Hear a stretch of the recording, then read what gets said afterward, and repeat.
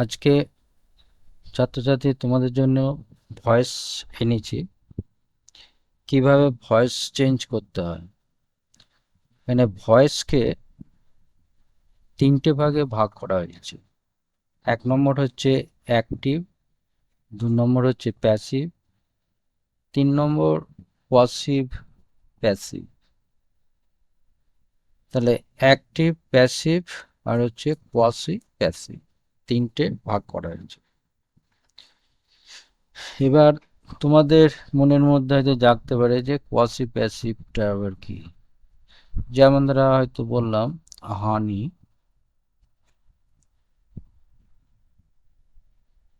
Taste sweet, যে honey taste sweet, এখানে মধু স্বাদ হচ্ছে মিষ্টি। তাহলে এইটাকে, এটা হচ্ছে কোয়াসি প্যাসিভ বলা হবে। এটাকে আমরা কিভাবে, এটা কিন্তু অ্যাক্টিভ ফর্মে আছে, তাহলে আমরা এটাকে কি করব না, honey is sweet when it is tasted.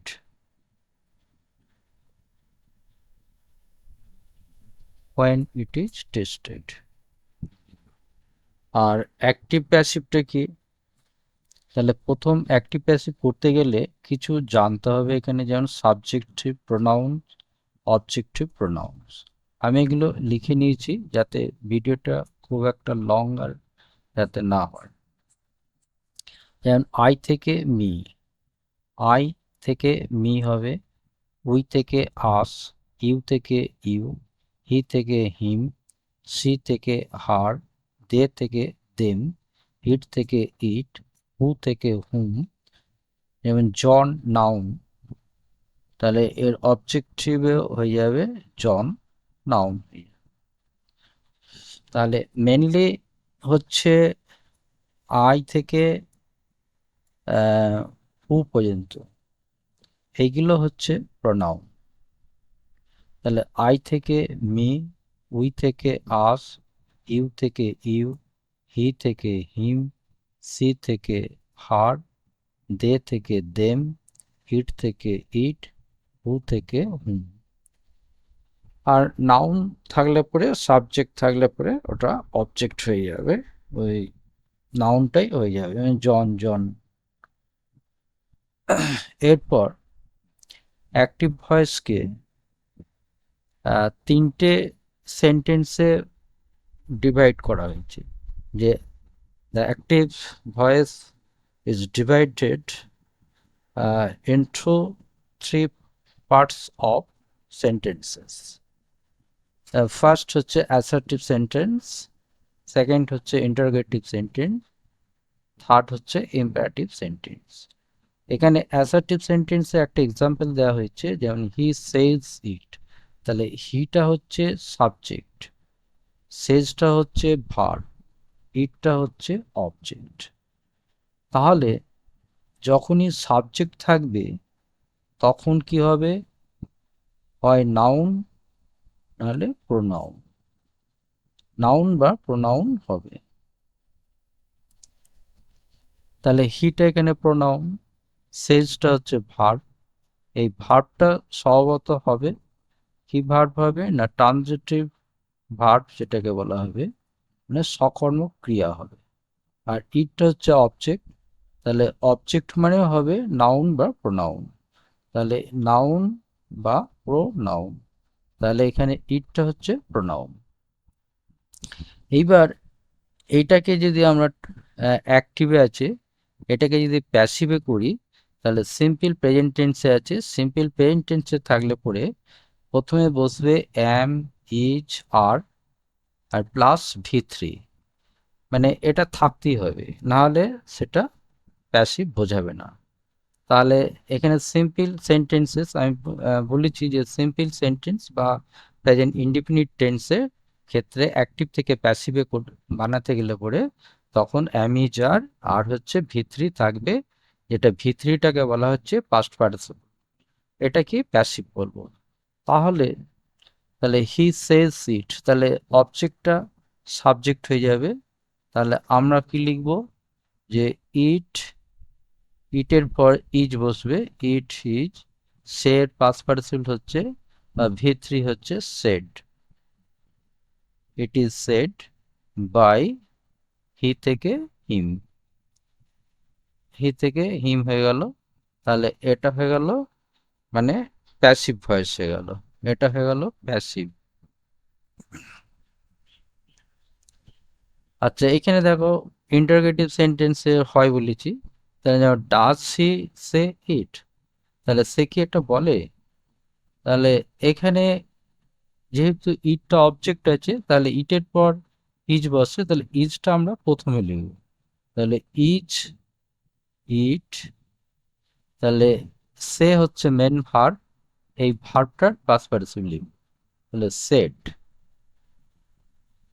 Is it said by, এখানে প্রিপোজিশন আসবে, ই থেকে হবে হিম, যে জিজ্ঞাসা চিহ্ন, এটা হয়ে গেল।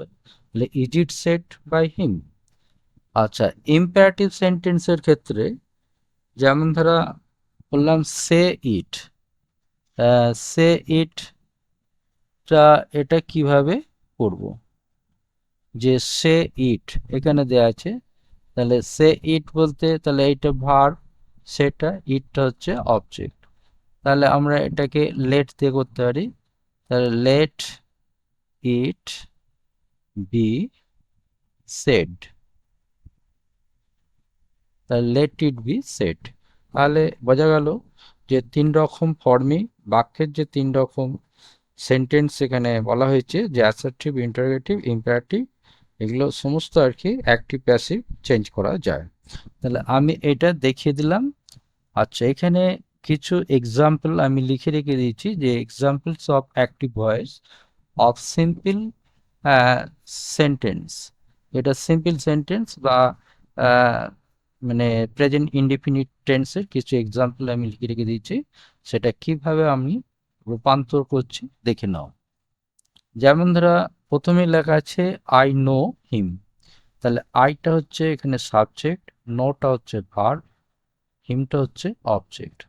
তাহলে এখানে কি করব, প্রথমে লিখব হিম, তাহলে অবজেক্টিভ আছে, সাবজেক্টিভ, তাহলে হিম থেকে কি হচ্ছে দেখো, হিম থেকে হচ্ছে হি, হি হয়ে যাচ্ছে।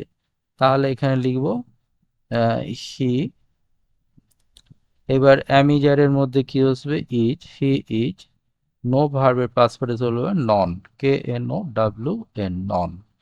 এবার নন ভার্ব থাকলে পরে স্বভাবত বাই আসে না, এখানে প্রিপোজিশন আসবে টু, তাহলে আই থেকে মি হয়ে গেল, তাহলে he is known to me.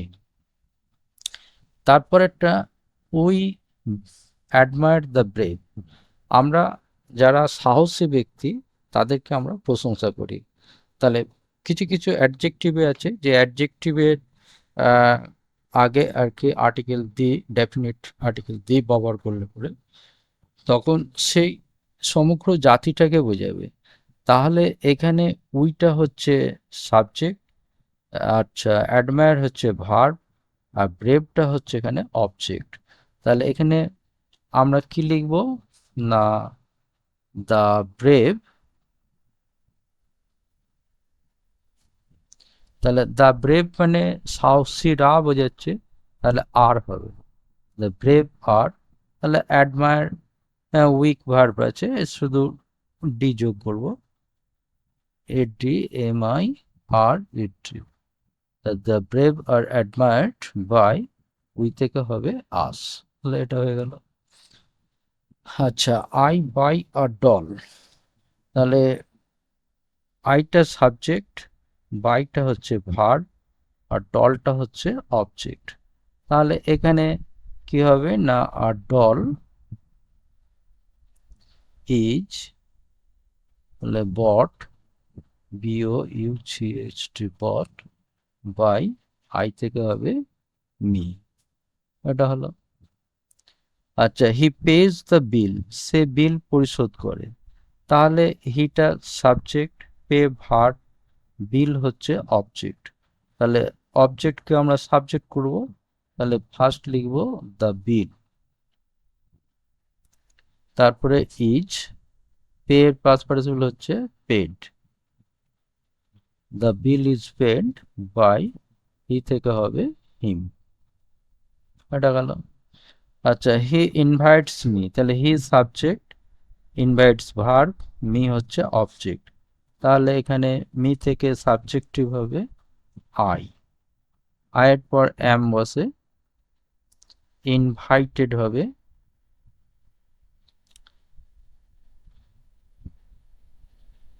তাহলে I am invited by, he থেকে হিম হবে। ওটা গেল। আচ্ছা, সি ওপেন্স দ্য ডোর, তাহলে সি সাবজেক্ট, ওপেন্স ভার্ব, আর অবজেক্ট হচ্ছে দ্য ডোর। তাহলে আমরা এখানে লিখব দ্য ডোর, সিঙ্গুলার আছে, ইজ বসবে, তাহলে ওপেন এর পাস্ট পার্টিসিপল বা ভি3 হচ্ছে ওপেনড, ওপেনড বাই, সি থেকে হবে হার্ড। আচ্ছা, উই রিড দ্য বুকস, আমরা বইগুলো পড়ি, তাহলে উই সাবজেক্ট, রিড ভার্ব, আর বুকস হচ্ছে এখানে অবজেক্ট। তাহলে এখানে হবে দ্য বুকস, যেহেতু প্লুরাল আছে অ্যামিজারের মধ্যে আর বসবে, আর রিডের পাস্ট পার্টিসিপল বা ভি3 হবে রেড, আর E A D, read by, we থেকে হবে আস। আচ্ছা, do I read the book, এখানে ইন্টারোগেটিভ সেন্টেন্স দেওয়া হয়েছে, তাহলে দ্য বুকটা অবজেক্ট আছে, তাহলে ইজটা আগে প্রথম বসবে, তাহলে ইজ দ্য বুক, রিডের পাস্ট পার্টিসিপল হচ্ছে রেড বাই, আই থেকে হবে মি, জিজ্ঞাসা চিহ্ন। আর এই ডুটা অক্সিলারি ভার্ব, মানে অক্সিলারি ভার্ব এ ভি বলবো, এটা কিন্তু ব্যবহার হবে না।